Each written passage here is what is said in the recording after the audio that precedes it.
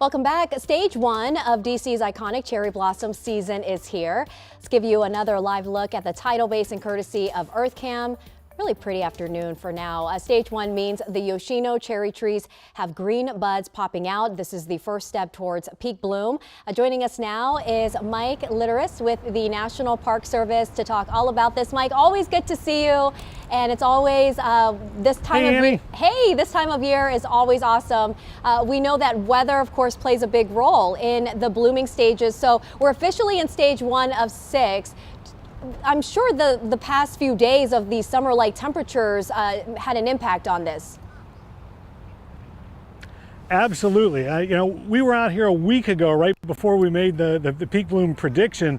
These trees weren't anywhere near stage 1. And here we are a week later, but a couple days in a row of temperatures in the mid 80s. We had 70 before that, and all of a sudden we are, as you mentioned, we are at green bud right now, which is stage 1 on the bloom cycle. And what that means is, for the first time, we are now seeing green buds on the trees. Just a couple, 3 days ago, wouldn't have seen anything there. That warm weather really drives fruiting and flowering trees to blossom. So, Mike, does this change the prediction dates for when the other stages may occur, especially peak bloom, when we see 70% of the blossoms pop open? Right now, we are not seeing any change in the peak bloom dates.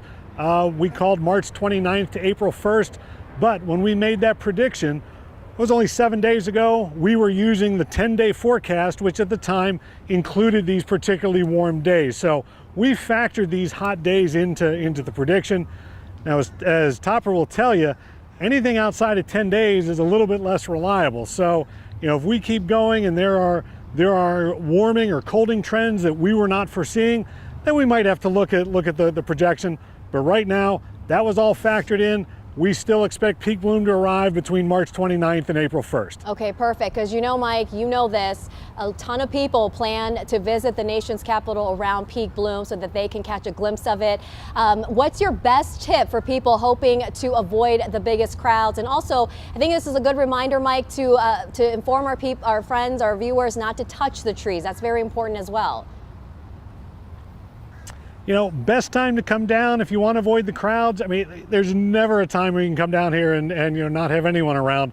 But if you have the luxury of coming down, say mid-morning to early afternoon on a weekday, you'll find the crowds a little bit less. A lot of people think, oh, we'll go down sunrise before people get out there. Lots of people are here with their cameras and want to get that beautiful sunrise shot. So weekdays, middle of the day, and of course, anyone who comes down, we ask them to help us be a cherry blossom protector. Don't pick the blossoms, don't break the branches off, don't climb the trees. They're a little older and a little more fragile than a lot of people think a lot of times. And when you can, stay on the paved sidewalks and the walkways. Keep all that foot traffic off of the fragile roots. Yes, it's always, when you're trying to get that perfect shot, it's tempting to touch the branch or maybe a little bud, but we do not want that to happen because they're very sensitive. Mike, thank you so much. Always good to see you. I'm sending you a big air hug from the studio out to the tidal basin, and hopefully I can catch you closer to peak bloom out there. Thanks, Annie. We'll talk to you soon. All right.